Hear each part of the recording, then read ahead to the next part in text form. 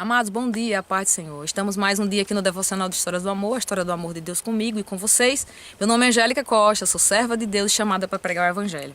Amados, a palavra que o Senhor me deu hoje está no livro de Abacuque, capítulo 3, versículo do 17 ao 19.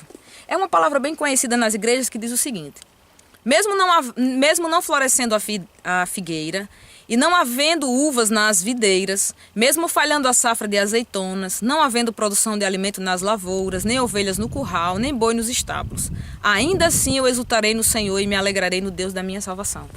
É bem interessante, né? É muito fácil ler esse versículo e proclamá-lo na igreja. Cantar hinos, tem um monte de hinos que cita, né, esse texto. Difícil é realmente viver.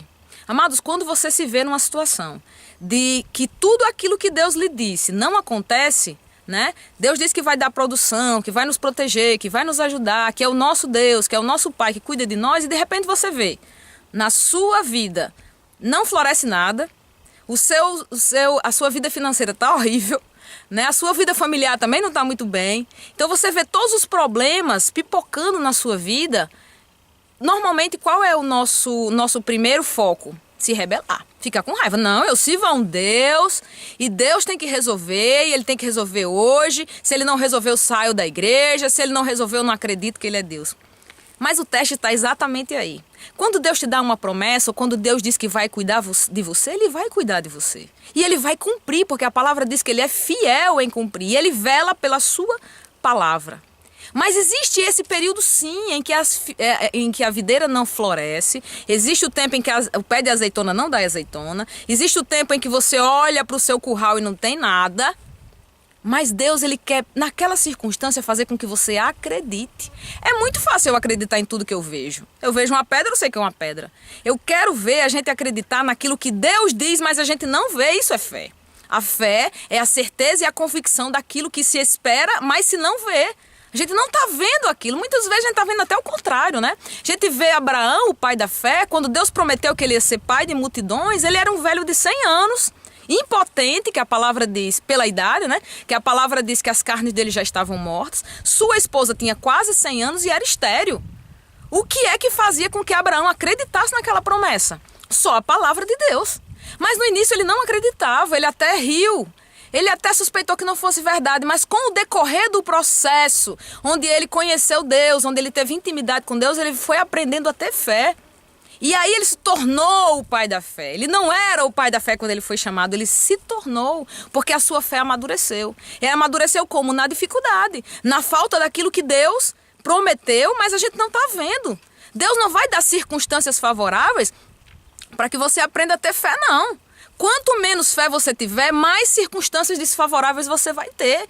Para que você seja testado, você acredita naquilo que Deus está dizendo ou você acredita naquilo que você está vendo? Você vai fazer igual a Tomé, que só acredita no que via?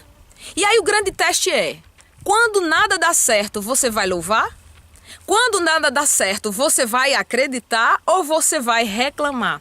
Aqui o versículo de Abacuque está dizendo: ainda assim eu exultarei. E o que é exultar? É agradecer, é ficar feliz, é ficar contente. O grande desafio é esse. Ele diz: eu exultarei no Deus e me alegrarei. Eu exultarei no Senhor e me alegrarei no Deus da minha salvação. Ele tem certeza que vai ser salvo daquela situação. Ele tem certeza que a palavra de Deus vai se cumprir na vida dele, mesmo que ele não veja. E o versículo 19 diz: o Senhor, o soberano, é a minha força. Deus é soberano. Tudo que Ele diz que vai acontecer, independente das circunstâncias. Ele é Deus. E aí Ele diz: Ele é a minha força. Em si mesmo você não vai conseguir. Só no Espírito Santo você vai ter a força necessária para ter fé, para ter coragem de esperar. E aí, concluindo, Ele diz: Ele faz os meus pés como o do cervo. Cervo é aquele animalzinho do campo que pula, né? Então, aquele animal tem uma característica, ele sobe em qualquer montanha, às vezes um penhasco imenso, mas ele consegue subir e ele pula verdadeiros precipícios para poder escapar. Então ele diz que Deus vai transformar os meus pés como os pés de um servo. Ou seja, eu vou conseguir subir sim. Ele diz assim, olha, faz-me andar em lugares altos.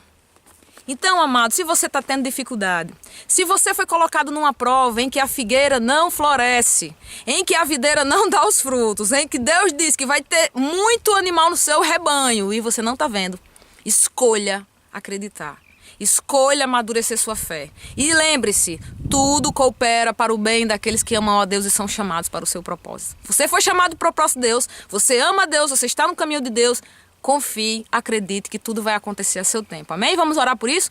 Deus Santo, Deus fiel, nos dá fé, Senhor Jesus. Nós sabemos que a fé nos amadurece. E nós sabemos que a fé madura, ela é na circunstância adversa. Ela é exatamente testada quando nada funciona.